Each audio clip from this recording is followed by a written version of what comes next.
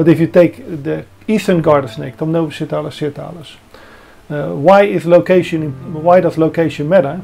Well, the eastern garter snake occurs from up north to south. In Canada, Yeah. I think to the Hudson Bay, all the way south to the southern tip of Florida.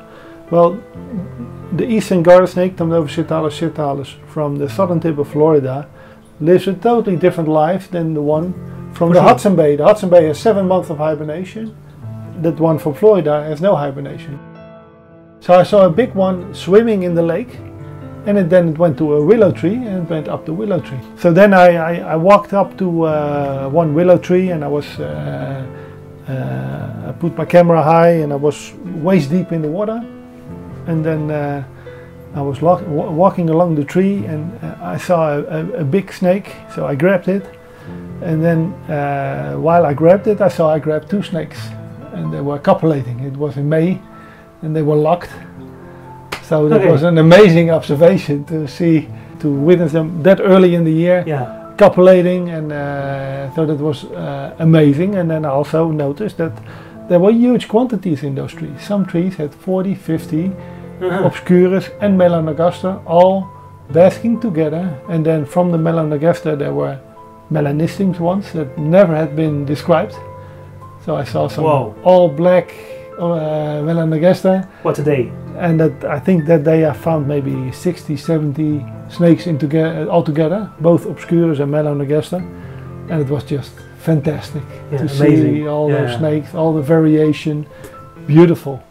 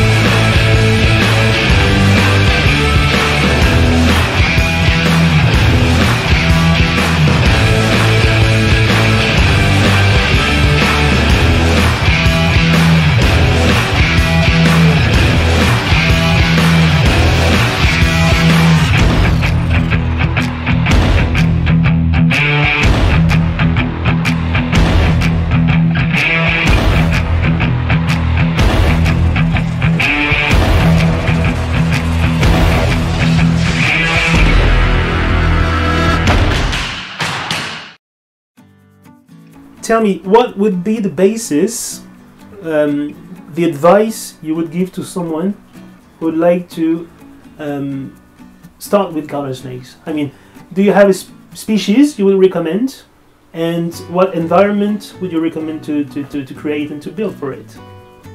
Yeah, I think there are many species that you could consider good species to start with. If I have to name a few, I think Thamnophis caliger is a very nice one to start with, but it's a very small one. If you like bigger snakes, Thamnophis aqueous is a very nice one to start with. Or one of the Thamnophis sirtalis subspecies are also very good to start with. I think the crucial thing for a setup for these snakes is to have a completely dry setup. Okay, this is the mistake you were explaining before. I mean, the fact that people think, okay, so these are aquatic snakes, and so well, we are going to give them big pools. And sometimes I saw videos on the internet, you know, with the floor plenty of water. In fact, it's like a pond, you know. So the snakes don't like that. I can tell you a little bit that there is a way you can keep them like that, but to start with it and to start to be successful, the best thing is to have a completely dry setup, to make it very well ventilated, and whenever it is wet, all the moisture is out of the terrarium very easily. But actually you should never have condensed water on your glass. I think that would be my advice. Keep it completely dry, just a water bowl for them to drink from and to swim in, and the rest of the surface is dry. And you make a temperature gradient. Yeah. So you make sure that hot zone and cold zone. So in one area it has to be 30 to 35, and the other area has to be lower than, let's say, 28, 27. It can be colder, but try to keep it so that they can. So this is quite warm. I mean, Yeah. because for some species, you know, in France, Yeah. I don't know if it's the same here in Holland, but in France, you know, people say, okay, you should not go over 30 degrees for keeping snakes. So you confirm that you can go over that for garter snakes You can go. Yeah, you can go over it. for most of the species. Yeah. But as long as it's local. So I think they will prefer somewhere between 28 and 32. But the best thing is to let them choose themselves. For sure. So if you keep them, make sure that the hottest spot is 35 at a certain time in the day, and the coolest spot doesn't get warmer than 28, they can choose. And also what happens, it also depends on how you keep them. I keep them very simple. So my heating and my light are the same. So I just have a light bulb that gives light and that gives heat. And by having branches close to the heat bulb, they can crawl up almost to the heat bulb and lie very low below it. And when it gets too hot, they can just descend. What about UVB? I mean, do you need some UVB lamps, or is it useful or not? Well, I think that's a very interesting question that I have not answered.